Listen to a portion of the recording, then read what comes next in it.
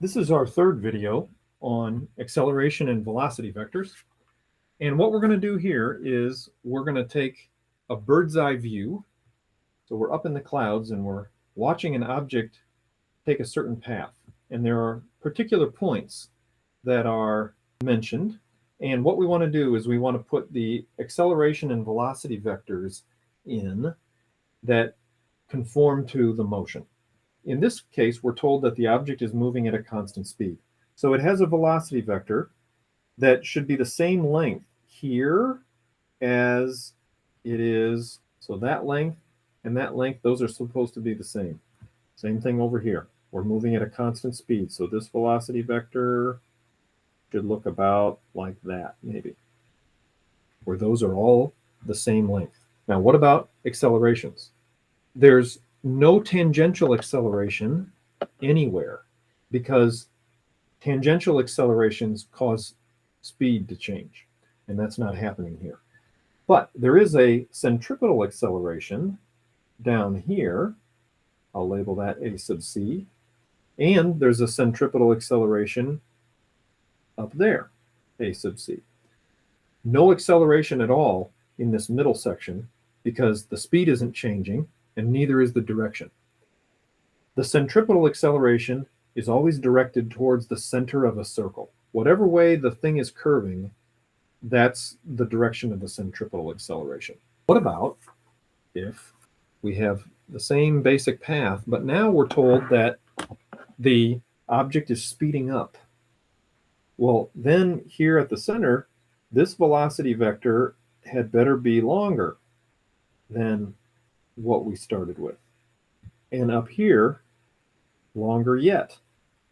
And a velocity vector is always tangent to the path.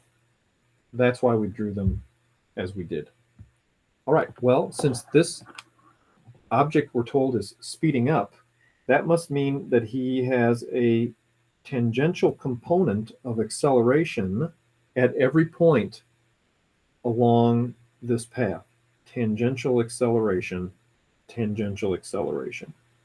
We don't know if they're the same magnitude of tangential acceleration the whole time, but in any case, it's a tangential acceleration that acts in the same direction as the velocity because the object is speeding up. Now, what about centripetal acceleration? Nothing in the center, and yet we have a centripetal acceleration here at this first point, and then we also have a centripetal acceleration. We don't know how long these vectors are, but we definitely know the direction in which they point. And no centripetal acceleration there in the center. The total acceleration, if we were to draw that in at this point, would look like that, A total. Here, the tangential acceleration is the total acceleration.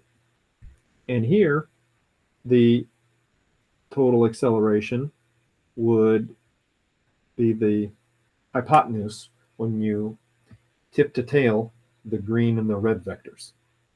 Lastly, what if we have the same path, but now we're told that the object is continually slowing down? Well, that means that here at the center, it's going to have a velocity that is shorter than the original, and up here, shorter yet, like that. If it's slowing down, it will have a tangential acceleration that points opposite the velocity at every one of these points here. Tangential acceleration directed opposite the velocity vector. As before, no centripetal acceleration at this middle point, but as before, there is a centripetal acceleration that is causing this object to curve, like so. If we were to draw the total acceleration vector down here, it would be that right there. If you tip to tail the red and the green. Here, once again, the tangential acceleration, that's the total acceleration. Those are the same. Here, the acceleration vector would look like this.